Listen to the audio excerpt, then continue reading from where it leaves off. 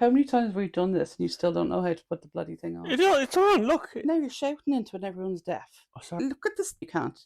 Okay, Thing on. sorry. I'm practicing my measured responses. It's on. It's attached. It's within. What's wrong with it? Why are you trying to eat it now? I'm not trying to eat it. You said there's something wrong. Now I'm trying to look at it. No, there's nothing wrong. It's fine. Would you like to start the episode?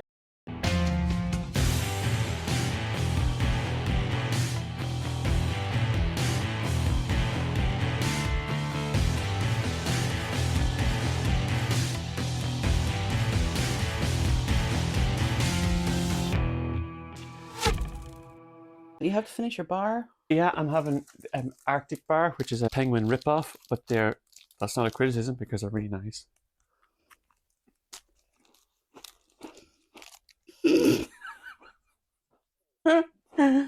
So we've had a bit of a break, and I don't know if you saw the paving slabs out in the garden when you were reversing in.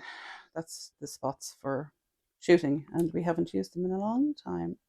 So you want to talk about practicing at home? We want to talk about practicing at home, and I'm going to wing this episode as well because I didn't do much preparation on it either. What do you mean wing it? You're insinuating then that you prepare for every other episode, which you never do. But I didn't prepare for this one either. I know, so you never prepare for any, so don't make out this is an anomaly. Okay, fine. The bullying has returned. Anyway, practicing from home. Because it's very often when people are doing the beginner's course or they start doing archery, they automatically turn to go, can I shoot anywhere else than in the hall? Because I want that extra bit of flexibility, or maybe the hall mightn't suit or whatever. Can I do this at home? And especially when you start getting their own gear and all the rest of it.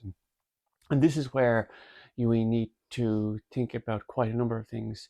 I think practicing at home is a fantastic, I suppose, advantage, but not everyone has that ability or resource or space or whatever.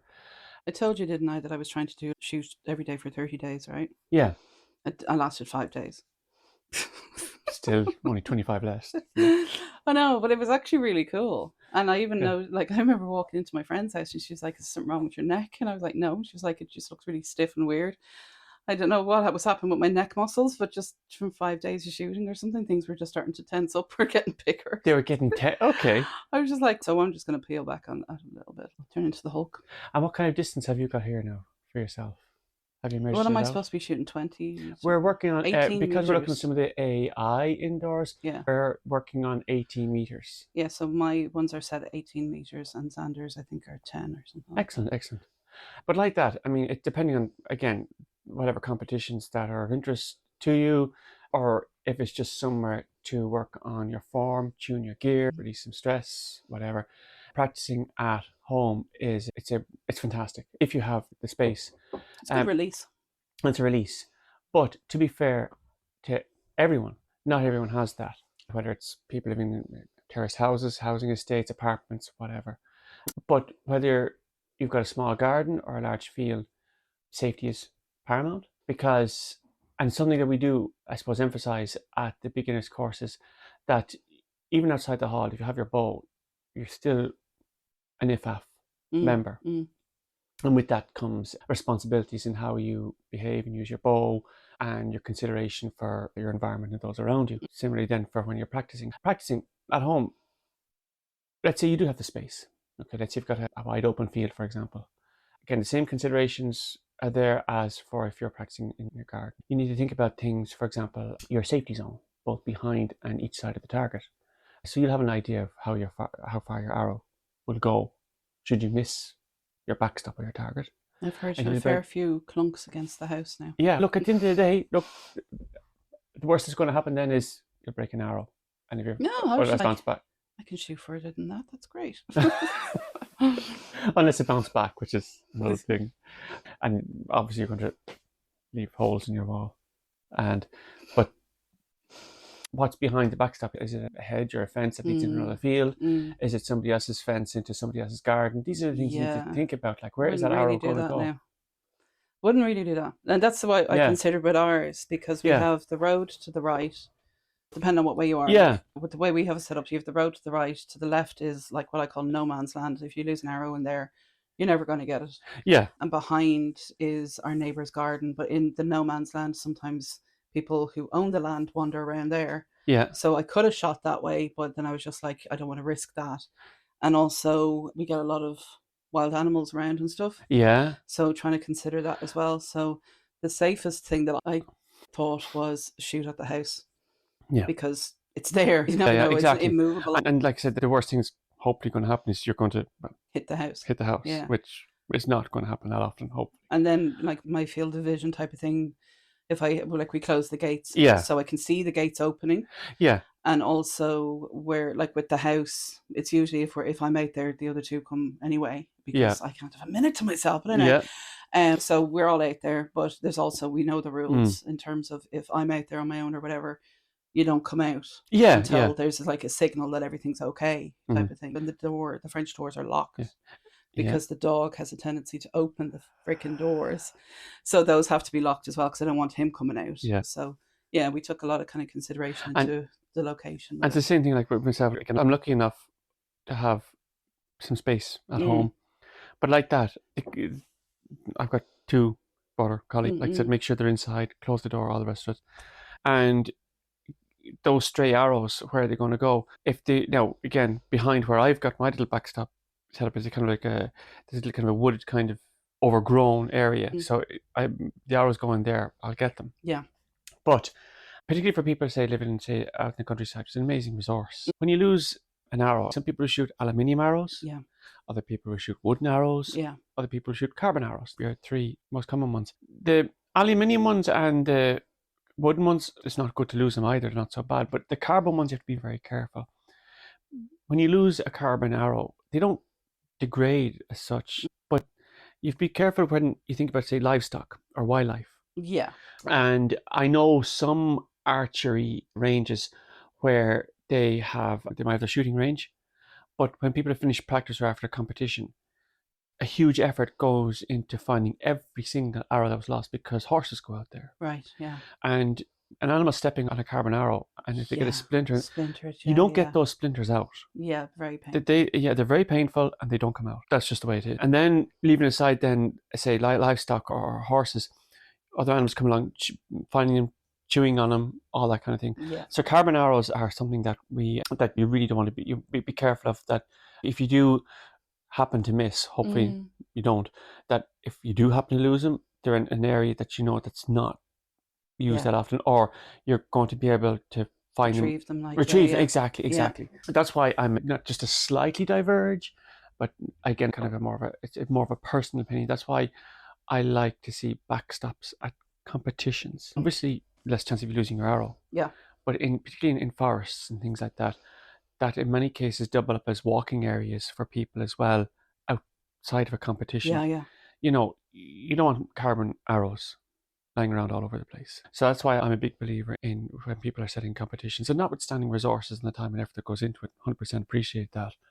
But behind your 3D, a backstop, because like I said, there's a sustainability and safety element there as well. Sure, yeah. But the same thing applies for when you're at home, that you think about where that arrow is going to land. And that's when you're out in the countryside, for example. But say if you're in a more urban area and you've got, say, a small house or semi-detached house or a terraced house, you've got your garden. Let's say, for example, you've got like 10 yards there. In 10 yards, you can do a lot with 10 yards, okay?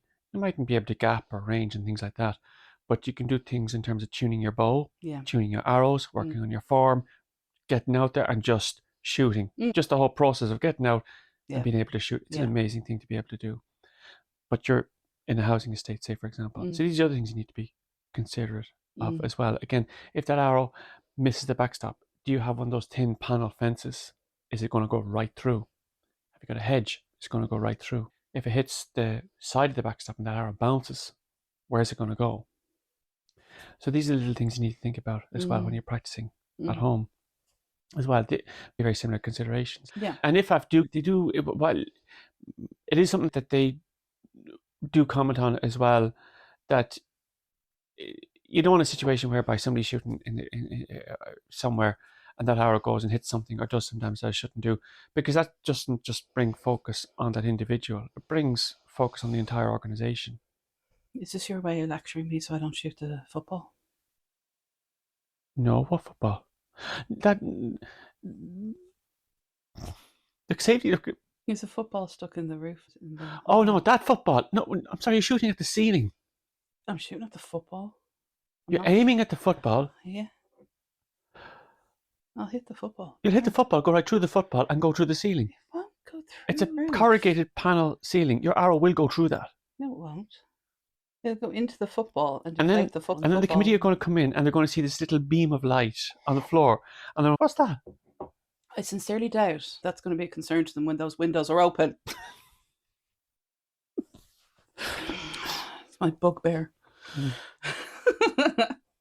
Same As thing you were applies. saying.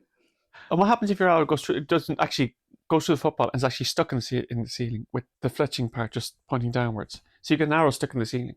I'll get Archer to take it down. Archer's very tall. That noise, by the way. That's was my Owen's phone. phone. Yes, and I found the zip to my cargo pants now, so I'm going to turn this off. Is it important? No, it's not important. No, it's not as important as this. I'm just going to say, perchance that person listens to this podcast. It's Friday the 10th of October at 4:38. If you messaged Owen, it's not important. That's fine. It was Michelle. So there. Oh, that makes it worse, Owen. Oh, Jesus Christ. but you're going to edit this out though, aren't you? Nope. So it's all fine. Any chance to throw you under the bus? So You've gone very red. Have some coffee there. something very nice, yes. Yeah, so that's so look, again, shoot practicing at home. If you have the space and the resources, you can make a lot of progress. And like I said, even like a small garden, you can do a huge amount there. You don't necessarily have to come to the hall or have to go to a range or do a whole bunch of competitions. You can achieve so much. You can put a kind of, a netting type of thing up behind your backstop as well. Yeah, again, you can get different types of, say, the heavy duty and kind of even golf netting. Now, at that close range, your arrow might just go right through it. Yeah, you need a bit of a thicker material. Exactly. Now, again, be mindful that if it's in your house, you might want like stocks of old mattresses and stuff like that. But it's to each their own. But just the safety for the moment, the safety aspect is huge. But again, shooting at 10 yards, it's not just the whole working on your practice part that you can develop, but you can also do a huge amount in tuning your bow as well, and tuning your arrows and things like that. So you can do a lot with, say, 10 meters or 10 yards. And not to mention the whole just getting out and being able just to actually physically go to the process of actually shooting something. And you can grouping very nicely. And you can group it, and you can actually make it fun as well. Like whatever, but you can still put up like little things like coffee cups or plastic lids or things like that. That's what I use at home, and just shoot. Because if you can get them nice and tight grouped there, that's going to reflect even at the longer distances as well. So safety is critical. And again, if you're out in the open, if you've got a field or you're near a forest or somewhere, just be mindful where those arrows go. So when you're setting your little range up, be mindful, are you near a road? Is it back onto somebody else's field? Is it back onto somebody else's garden? Is it an area, as you say there, even if it backs onto a river? Yeah. Okay. Because arrows will float. Yeah. Even the carbon ones. Because you've got a point at one end, a knock at the other, there's air in them, they'll float. Yeah. And you don't want that kind of drifting downstream. And again, it reflects badly on the organisation as well if arrows are popping up all over the county. Yeah, no. Absolutely. Keep on. So you've considered safety. What can you use as a backstop? What we did, because heaven forbid we actually buy one, Dermot helped us build the frame on one of the hottest days in the summer. Actually, fair play to him for doing what he did, because honest to God, like, it was boiling and he did a really good job. So we have been using insulation foam panels. Yeah. How do they retain the arrow? Grant. Like, we have a wood essentially back on it, but then these insulation foam panels are basically glued onto that type of thing. It's not great. It's not ideal, but it works really well. And do they last? Do they fall apart much, or do they leave much crumbs and stuff like that? Not the worst. That's really good. No. They're doing grand, actually. Yeah. We haven't used them a huge amount. We haven't really had the opportunity to, but they're doing quite well. They're doing what I want them to do. Yeah. Because, again, the reason I'm saying this, if you go onto some of the archery shops, because obviously you need a backstop, something to retain that arrow that you're going to put your target to. And the two most common items out there, there's you got what we call your foam backstop, which is like a layers of very, very thin foam sandwiched between two pieces of wood or a frame. And they're banded together. So these foam layers are very compact.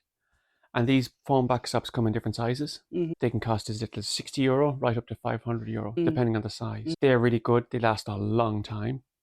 The center sometimes gets a lot of use. It gets shot out. But what you can do is you can actually take these things apart and flip them around, or even take out the foam and just shuffle the foam.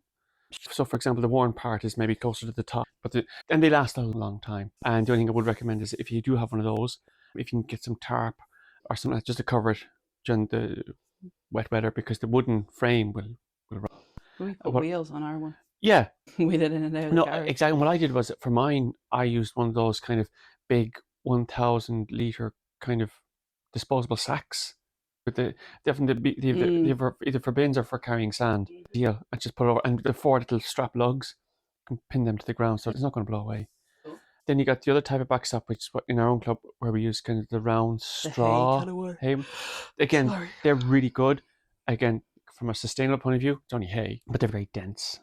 They can like to hold on to the arrows. Yes, and one thing with those is, we found, if you're shooting anyway kind of a higher poundage bow, and again, just from if I'm going to just throw poundage out there, just from what I've seen in the hall, anything more than say 34 pounds, you really have to work at getting the arrow out of those things. It's almost like hitting wood. But otherwise they're fine. I like that to keep them covered as well. But that's if you went down the route of buying them.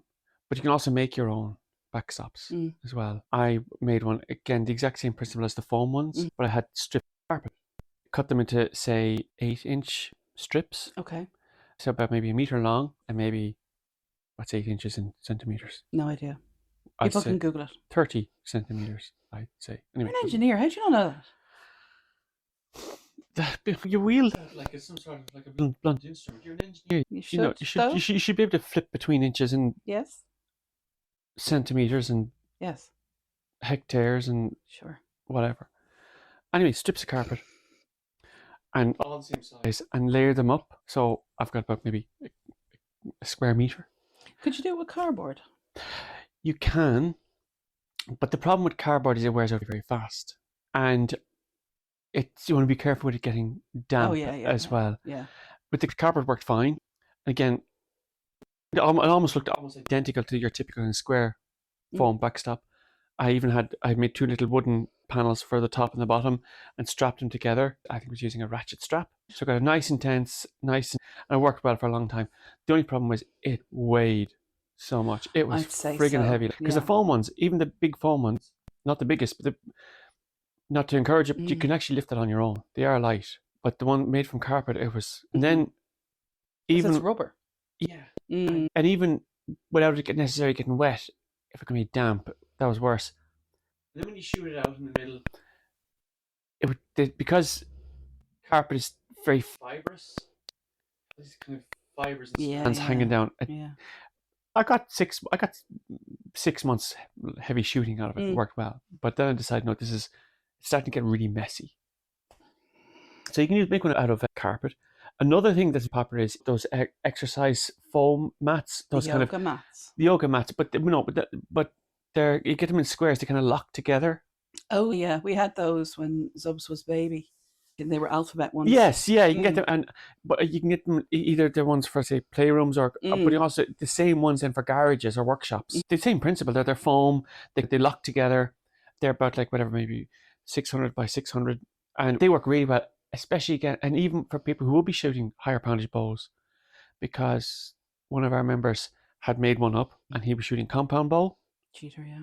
And worked really well. So they work really well, and they last a long time as well. But they're very light.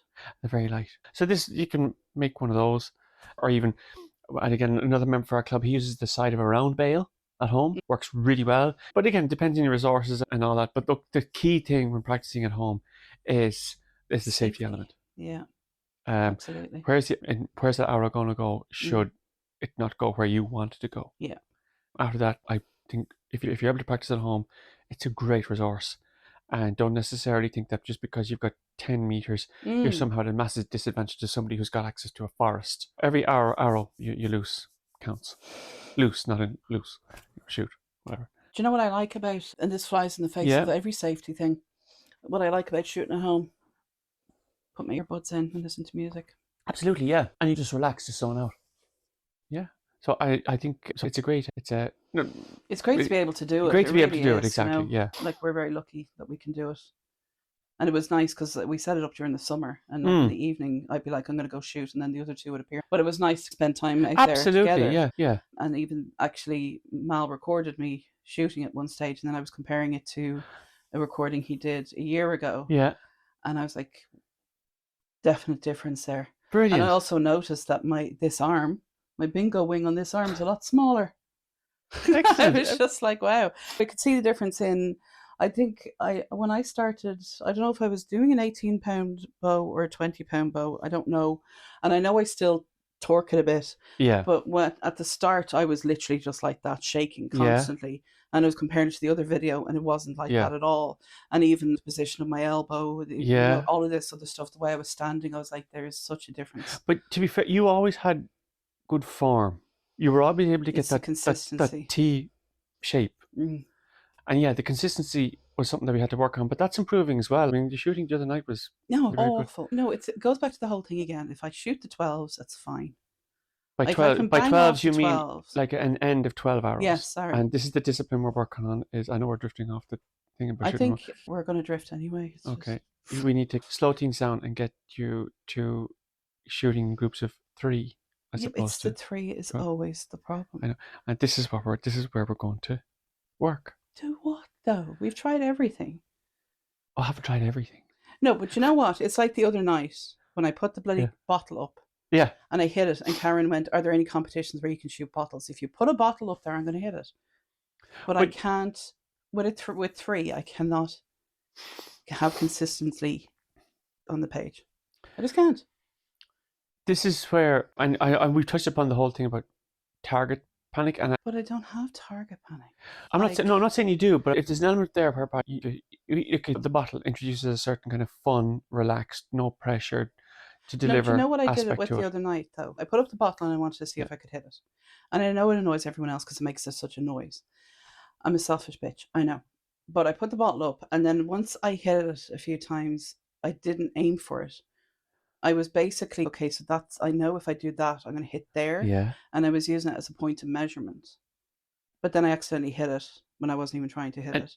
And again, this is where, and I suppose we are still on topic, because practicing at home, what do you shoot at? So we have this bottle, sometimes it's Spider-Man's head, whatever. But you had that bottle way off from where the target face was. Yeah. So maybe that's something we can try. Like, maybe you can put maybe the plastic bottle or a coffee cup or something that's that dead center in the target. Because I've seen you should do that as well, like, and it works. Yeah. Okay, so it's introducing. So there's you're not so much looking at it as a target. It's just something. There's a fun aspect to it and a bit of a challenge as well. But I can't do that in competitions. What's the point? And I know you say muscle memory or whatever. But we've tried this before. We don't. Once you take it. Okay. Well, I'm going to throw this. Let's just do a couple of competitions and then see what happens. Okay, because we know you can shoot, we know you can hit the center. We've seen it. The time before last was fucking amazing. Like, all of those scores, I was like, hello. And you know what that was? That was me using my right foot, because remember, I couldn't remember which foot was which. So I have like right is right. So I'm like, okay, it's right. And then I had my anchor point. I had it all done. And I was just like, bang. And I was like, look at that. Yeah. 7s and 8s and stuff. But that's shooting 6s, as in 6 arrows and each end. It's not shooting 3s. It's a fucking 3s. Look, if it's a thing that we need to get you down from 12s to 3s, and if it's a thing that we need to get you shooting the yellow, as opposed to, say, a tiny small bottle or Superman's head. These are things we can do because we know you can shoot, because we've seen it, because you're able to do these things. You're able to get those novelty targets. We've seen that. You're able to shoot consistently when you're shooting 12 arrows. We've seen that too.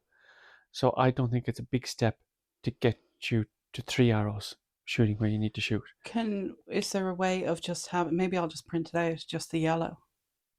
You can do whatever you and want. pin that up. Yeah, whatever you think is going to help you relax during your practice session, you do that. Whether it's just cut out the yellow part of the target. So we'll do that next time. We'll bring the scissors. We'll No, cut I'm that not out. going to waste a Well, no, target. there's I ones can there print them out. there's ones there that are shot out. We'll just trim it. Okay. But it doesn't make any difference. And that's actually a good thing. But that's the thing about archery as well. And again, you explore these different things. Some people will actually just, I've mentioned blank bailing before, where they just have nothing on it as well at all, no distraction. And their grouping is so tight, they're slapping arrows off each other. Put a target there and it's like, we explore different things. What if I shot blindfolded? You can shoot, yeah, you can do that. While everyone else is there? Because I feel like I hold everyone else up as it is, because I'm not scoring. When I'm scoring, I'm scoring it, I'm writing it down or whatever. By the time I've started pulling the arrows out, everybody's standing up waiting to shoot, kind of like, shit, trying to get back up. So I feel like I'm holding everyone else up anyway. You can do that, and it's a great way of, I suppose, developing consistency in your form. Yeah, because I'm thinking if I'm blindfolded and I just shoot and I get no feedback, then I can see what my form is. And I'm not looking at the target going, I have to hit that point, I have to hit that point. Because you're shooting blindfolded, the backstop would need to be fairly close to you. Why though? Because okay, for starters, if you're shooting blindfolded, and again, obviously we have to take into safety considerations and the presence of other archers and all that kind of thing, but some people do it. If you're shooting blindfolded, it's very much for helping you develop a consistency in your form. Your arrows may or may not go to the same place because, look, at the end of the day, you're not aiming. No, but if I'm not moving my position. Right. But the point is, if you're shooting blindfolded, it's irrelevant whether in terms of getting the arrows to group really, really tight. If the backstop's 10 yards away from you, obviously it's safer. But if they're grouping tight, that's what you want. But if I shot 3 at 10 yards, I'm going to get 3 straight. I'm going to group 3, no problem. You're confident that at shooting 10 yards blindfolded, you'll get 3 together? No. If I shot 3 unblindfolded at 10 yards. Yeah. So my issue is I can't at whatever distance I'm at. So surely that's the point that I should be shooting from. I think... Because there's no point to me shooting close up when I can shoot close up. Yeah. I think what we'll do is we'll try some blank bailing first. I hate blank bailing. I fucking hate it. But you're shooting blank bailing or shooting blindfolded? No, it's not at all. Because blank bailing, I'm still looking at that target. It's still that there. But if I'm blindfolded... So you're blindfolded because, again, you want to focus completely and totally on your form then by being blindfolded. Yeah, because essentially I suppose what I'm trying to do is see what the variable is that needs to be changed. There's something somewhere. There is something. Oh, absolutely. Form-wise, again, I think your form is... I can do a nice line. Good. Yeah, your line is spot on. There's a little bit of movement, not even torquing, because it's a straight line. There's a slight drop in the bow arm. Sometimes it goes... Because your arrows, it's not a shotgun pattern. They're not flat. It's all a straight line. They are going dead straight, but it's a line. So it's going up and down, slightly up and down. And I think that's something we can work on without necessarily having to shoot blindfolded. Because, look... That's a strength thing. It's a strength thing. But as you see, look, the other night, like I said, regardless of whether you shoot blindfold or not, your grouping was amazing the other night, like, in fairness. So you can shoot. We both know that. We just need to figure out a way of... I think, do you know what it is? I think I need the whole to myself to just figure it all out. But this is where shooting at home is supposed to help you as well. It is. Weather and all that shit is not going to happen. So I'm thinking I just need to go up to the hall. I need to put the target down there. I need to do just the yellow, do the blindfold, just do everything and see... Like, tick that off. That's not it. Tick that off. Well, that's fair. We can do one-on-one sessions in the hall. The hall is very flexible like that. And it's something I've often done before with other archers. And there's no distractions. People are not as self-conscious as well. You can experiment with different things. And you can be more blunt or open with people as well when it comes to explaining things that are kind of... Owen, but when have I ever cared? When have I ever You're able cared? to just be more clear in your observations one-on-one as opposed to maybe amongst other people because God, I hope you're not censoring yourself around me because of other people. yes, Why? because you have to You can say, Roberta, that's absolute shite. What is wrong with you? Why did you come here tonight, wench? You have brought toxicity into this room. You can say I've that only to ever me. said that, I think maybe twice to somebody. No, I didn't. No, but genuinely, I hope that you don't censor yourself with me because other people are in the room. I genuinely hope you don't, like, if they're uncomfortable, but I would rather have blunt honesty. There's no need for it because you're shooting fine. I'm not, though. I know, but those are things we can work on. They need to be blunt. But that's what I am, blunt. Just But be blunt. So we have done the shooting at home. we've done the shooting home. We diverged off then. What else? Just before we completely leave shooting from home, other safety considerations to bear in mind is especially with the short evenings, losing light and things like that. Yeah. Don't feel that like in dusk or shooting at night and things like that. Don't start lighting up your bow or your arrows. Yes, lighted knocks and things like that. So look, again, practicing well lit, visible area where you can shoot, and so just be mindful then for the short evenings as well. And then obviously your own comfort then as well if you're shooting outside and it's getting cold as well. Yeah. Be mindful of that too. But yeah, no, again, shooting from home, the most important thing is safety and just where those arrows may go. Okay. So yeah. Is there anything else you want to add to that one? To shooting from... I'm going to just make it all into one episode, I think. Okay. What do you think? Unless, and again, we have any of the listenership out there have any suggestions and ideas, They don't, because that would be... they don't talk to us. They just listen. They don't talk. But maybe this is an opportunity, because on this one, certainly any input would be welcome as well, because we're all open to suggestions and people have their own little ideas as to what to do and how to do it and things that they've discovered. I would like people's suggestions as to how to fix my blindness. I'm going to park shooting blind for the moment. It does have its function, but I'm a little bit nervous about it, shall we say? Why? Because you're shooting blind. Yeah. That's okay. Like, if I'm on my own in the hall and you're there, you're behind me. Yeah. I'm shooting. There's nobody else around. What's to worry about? I'm not going to start randomly spinning. I'm not like a whirling dervish or whatever the bloody thing they're called. You know what I mean? I'm not going to be doing that. I'm literally going to be get in the position. We'll do it at 10 yards and see what happens. You're no fun, Owen. I'm not doing 10 yards. I'm telling you right now, okay? I'm not doing 10 yards. We have to start off at 10 yards. No, that's boring. It's boring. We're going to do it, and we're going to do it from the full thing. It'll be absolutely fine. You look so nervous. It's actually hilarious. There's not going to be anyone else in the hall. All of the stuff's going to be... It's going to be fine. If you want to leave the hall, you can. Do you want to leave the hall? No. But we'll discuss this. No, we won't. No, we bloody won't. Also, I was checking my phone earlier, as you probably saw, because I'm an ignorant bitch. But I was checking it to see when the first beginner's course was. Yeah. Because I thought it was around like September. It was the 26th of October. The one we're doing now at the moment? No, because it's not the 26th of October. The very first one that I did. Oh yeah, okay, yeah. So it's nearly the anniversary of the first. It's nearly... Wow. Yeah. And I thought it was like September time. 26th. That's when the first one was. And that's when it started or when it finished? When it started. Okay. And you were in batch number 1. Good. Myself and Zubs. Excellent. We'll have to put a little thing on Facebook and stuff. A little celebration thing about it. We celebrate this properly now when the indoor season properly starts. And you start making your mark as a barebow shooter. I have to register for this fucking thing. You have time yet, because they haven't started appearing on the calendar yet. I know. I will get my ass in gear.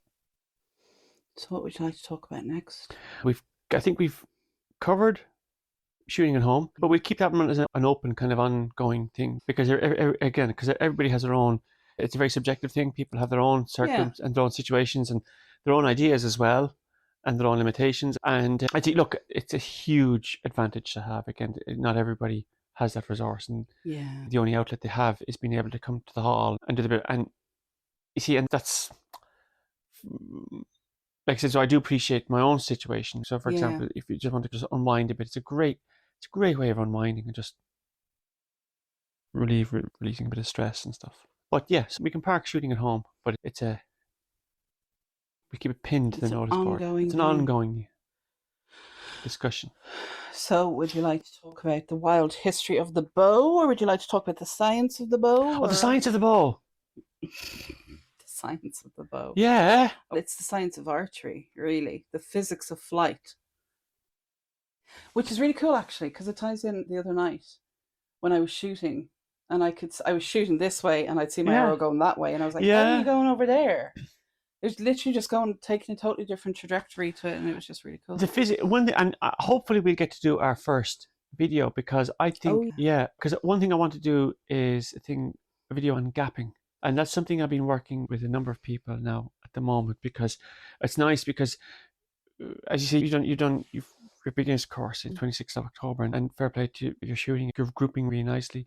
Some of the other guys now have started really venturing out there out into the field, doing their few competitions. And because they're getting that certain level of consistency and muscle memory starting to kick in, they're starting to think about other things now. They're aiming and things like that. I'm able to get them to explore different kind of aiming techniques.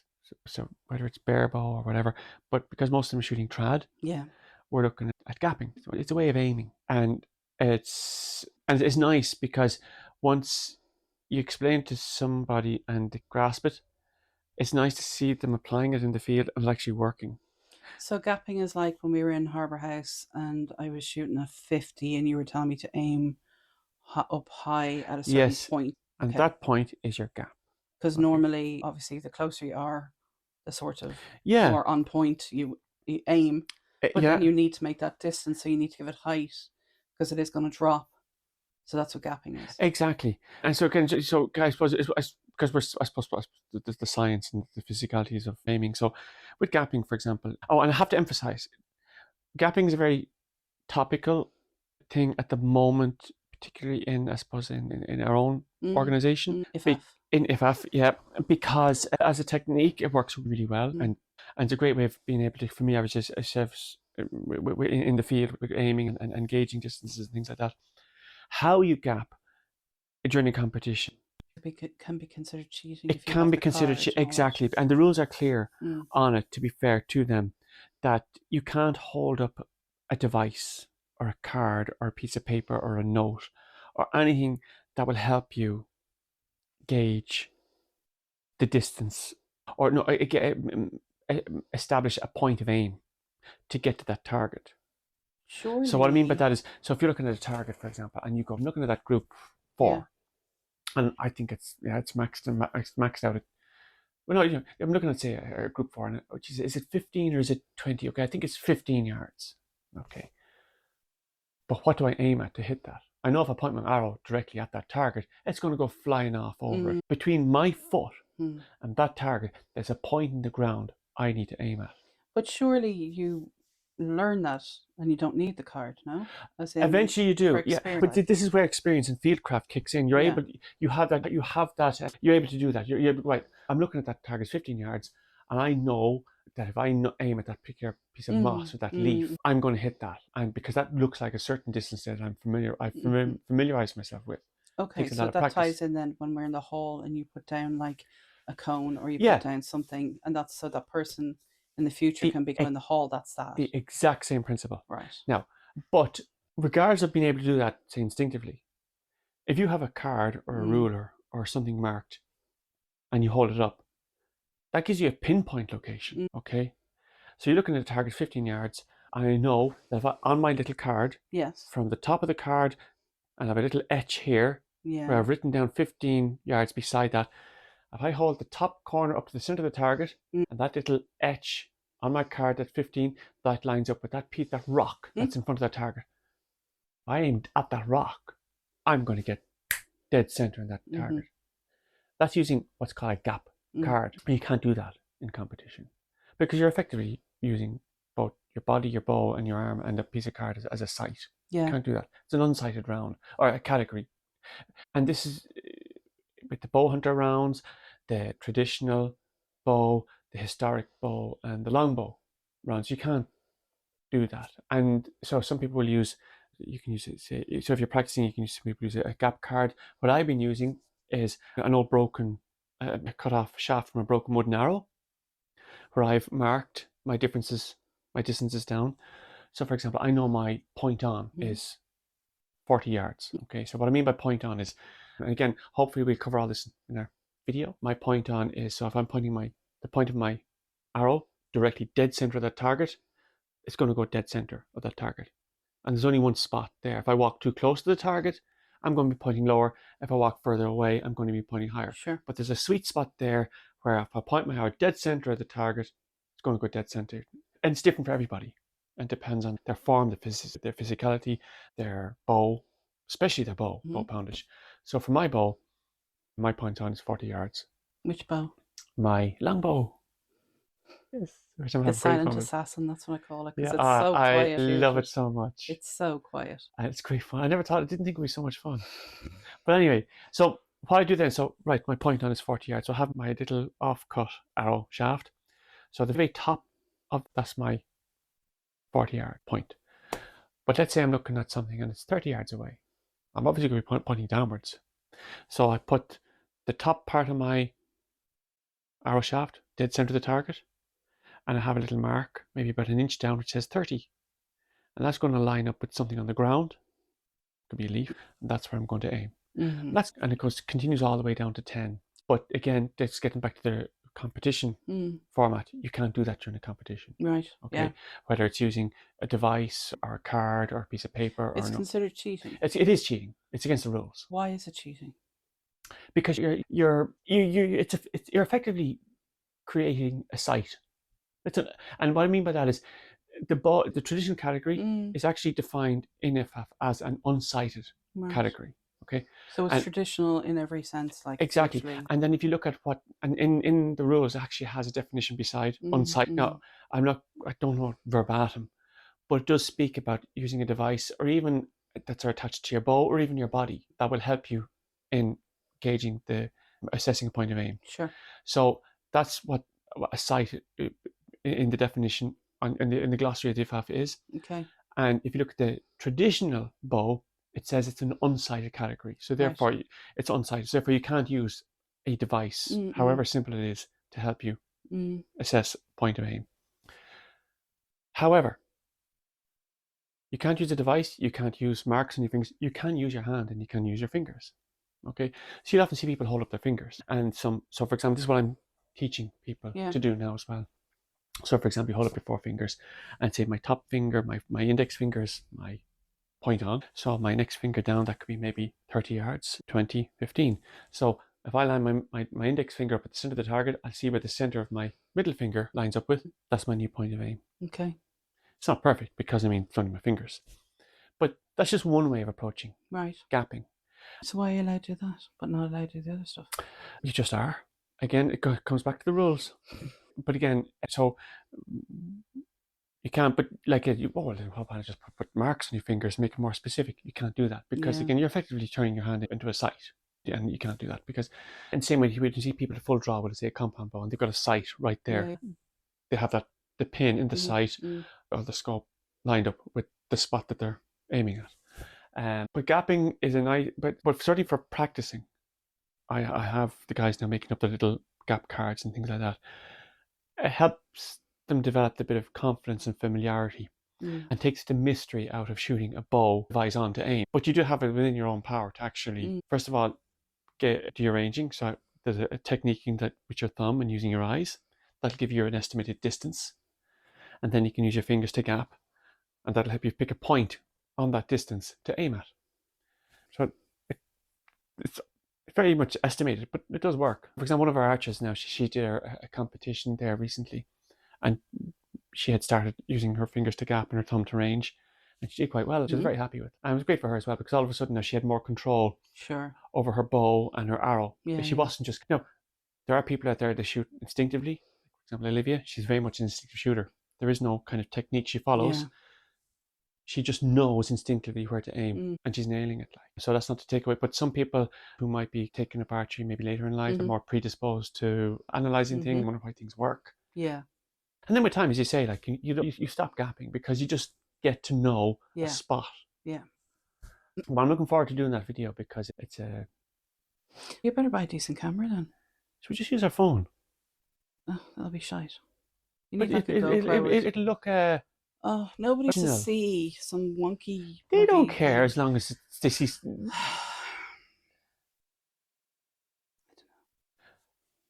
Did you know that archers test arrow spines by hanging weights and measuring how much the arrow Yes. bends? Of course you did. Oh, Of course you did. I think now the way it works is, and again, I'm going off snippets of memory, so I don't. What, you don't do it? The way I don't do it because I know you can actually buy a spine tester, but but you can actually make them as well.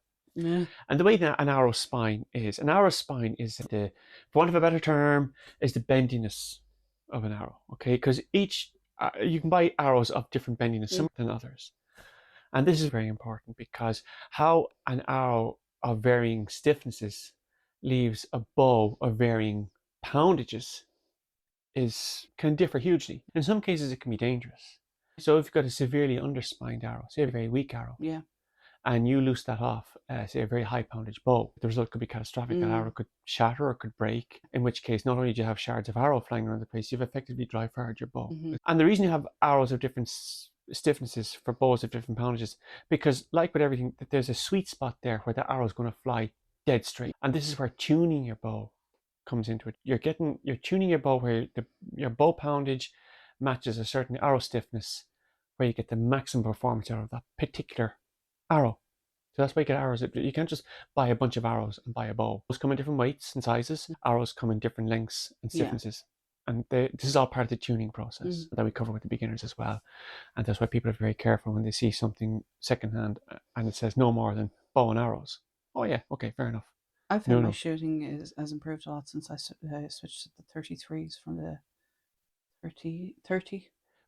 Yeah, and see little things like that, and and it's important with spine. So, for example, I think I went from 900 to 800 then as well. Yeah, like that. so the arrows you went for a slightly stiffer arrow as well. So 900 to 800 slightly stiffer. So the lower the number, the stiffer the arrow. But these are the different things you're longer playing with. And stiffer. So, for example, Anna, so she for a long time her grouping was good, and but we wanted to kind of really fine tune it. And she had a batch of arrows with, I think it was 100 grain points, 120 grain points. And we were over in, I think it was Harbour House as well. And we were on the range and we were working through different things. Yeah. And we figured that the 120 ones worked well. Yeah. And she's had them out now in the last couple of competitions and it works really well. Yeah. So again, but these are little things that we play with. Another chap now, had screw-in points. He had a selection of points, I think, ranging from, it was 90, 100, 120. And they were screw-in points. And we tried out different ones and we could see where the arrow, so for example, the heavier points made the arrow go more to the right because that made the arrow more bendy. And the lighter points made him go more to the left. And we found one that went quite in mid-range type of thing. Exactly. So again, just getting back to arrow spine, the way arrow spine is measured in theory is the standard length of measurement for pretty much everything in bows is 28 inches. Okay, so when bows are designed, they're designed typically, and I'm not talking about the bespoke custom-made bows where people have the great opportunity to be able to get one that suits them specifically. Yeah. But as manufactured, bows are typically manufactured to about a standard 28-inch draw length. Okay, so risers are 25-inch risers, and you see, so the limbs, like they come in maybe a number of sizes, say from 66 to 68 to 70, maybe 72. And they have different poundages, but those poundages are all based on a 28-inch draw. Similarly with an arrow, its spine is measured. If you've got an arrow, how long it is, but the arrow is supported at 28 inches. There's a 28 inches between supports, and in the center of the arrow, I think it's a 700 gram weight, or a 770 gram weight. I don't know, but that's hung from the center of the arrow, and that deflection is your spine. Okay. And so obviously the higher that deflection, the higher the number, the weaker the arrow because it's bending more. And that's your spine. That's how you measure. And some people make these little things at home. And it's very, especially people who shoot wooden arrows. Yeah. Because you buy a batch of wooden arrows, they're not always you don't have the same tolerance as, say, a carbon arrow. Yeah. Because some people might, and for some people who are making wooden arrows, they can put a lot of work into getting the spine absolutely very close to it by sanding the wooden down and doing various things with them. But that's your arrow spine. It's really the measure of the bendiness of the stiffness of the arrow. And you can do different things with it. The longer the arrow, the more bendy it is. The shorter it is, the stiffer it is. The heavier the point, the more bendy it is. Oh yeah, and just on the, believe it or not, the heavier the point, the more bendy or less stiff your arrow is. Because when your arrow leaves the bow, it's actually pushing against that point. So if it's pushing against a heavier point, it's going to bend more. But that's arrow spine. A 50-pound draw weight bow stores about 30 foot-pounds of energy. That doesn't make sense. Enough to punch through tough hides or ballistic gel. Oh yeah. Obviously it depends on the distance. 30 foot-pounds of energy. I don't know what that is, but 50 pounds is just pack a punch. I know people who shoot 50-pound bows, and they're very powerful. For example, even this last weekend, I was with somebody who was shooting a compound bow, and it's a 53-pound bow. And that arrow was just going. Some of the 3Ds was just going right through them. Yeah. And these are new, dense 3Ds. Now they're going right through them, but the arrow is coming like 5 or 6 inches on the far side, and this is a really dense foam material. So if it can do that, it'll go through hide, no problem. And arrows can fly at speeds exceeding 200 foot per second, faster than most Olympian sprinters. 200 feet per second? Okay. We're back to feet. And the speed limit on arrows is 300 feet per second. Yeah.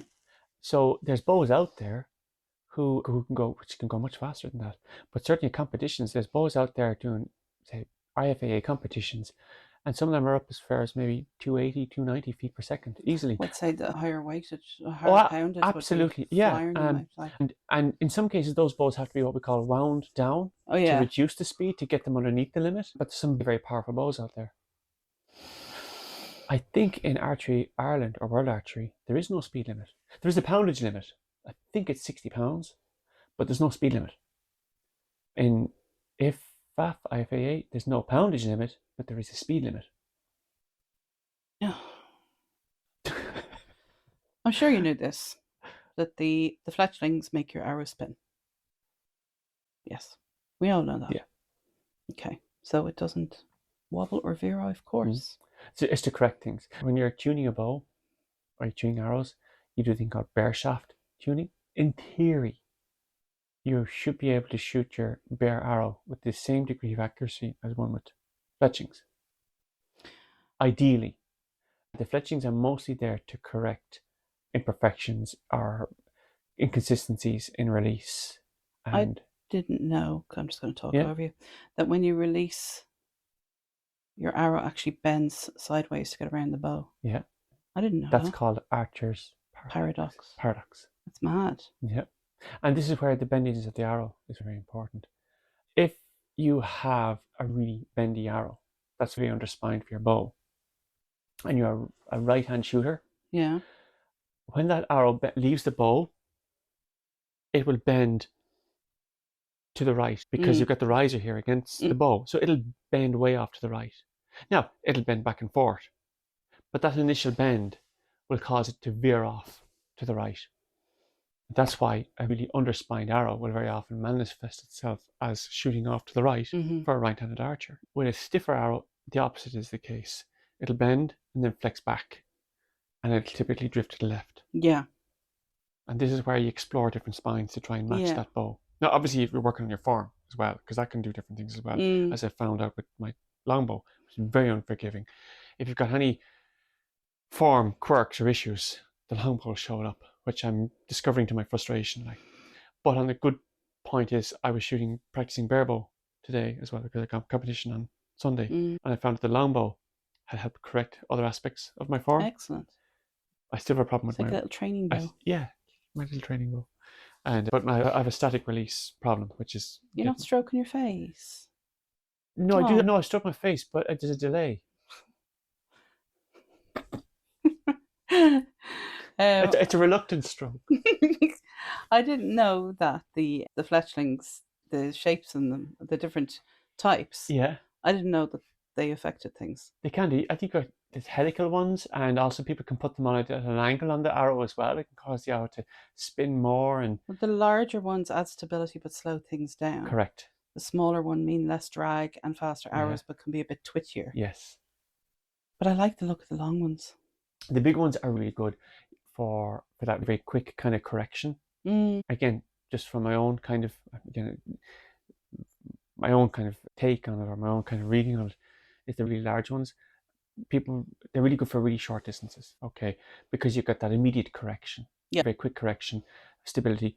But big fletchings do slow down things. You've got a huge amount, especially rubber feathers, huge amount of drag. Okay, so they're not good for the 50 meters and all that. Yeah, no. The really, really small fletchings, you'll very often find them on, say compound bows, for example, because you've got a huge amount of speed. And what are compound bows? Compound bows. That's what they are. Moving on. Compound bows have a cam system. No, we know what they are. What I'm trying to point out is that they're cheaters. So now we can move on. They have. And your arrow can spin up to 20 to 30 times per second in flight. Per second. Okay. I didn't know that. 20 to 30. That's crazy. I didn't know that. Oh my God. So your back muscles, especially your rhomboids and lats, do a ton of the pulling. Yeah. Your shoulders they should stabilize your bow arm, and your core muscles keep your body balanced. Yeah. That's why archery is so good for your posture. It should be, yeah. I still have the old hump thing going on though. Let me see. Drawing a 50-pound bow is like carrying a medium-sized dog. Would that be Doug? Doug size. Is Doug? Yeah, but with one hand. They don't specify. So that's all the science bits. It's not really sciencey. That was boring. I don't. What? We bring Doug in and you can just see. Because I'm sure I'm you've not going to shot test. 50 I'm not going to test Doug. Poor Doug. After you have to tell him what to get out of the. It smells like he's rotting. I don't know what's going on with him. Smells like he's rotting. I like Doug. No, he's a baby. He really is. He's a sweetheart. I'll do a podcast episode with him next. Yeah, sure.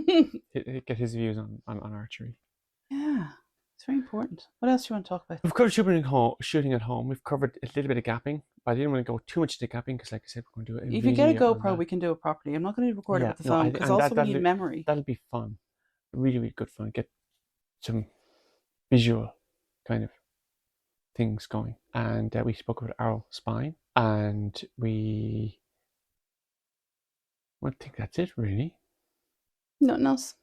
Can't think of anything. Is there anything that kind of pops into your head?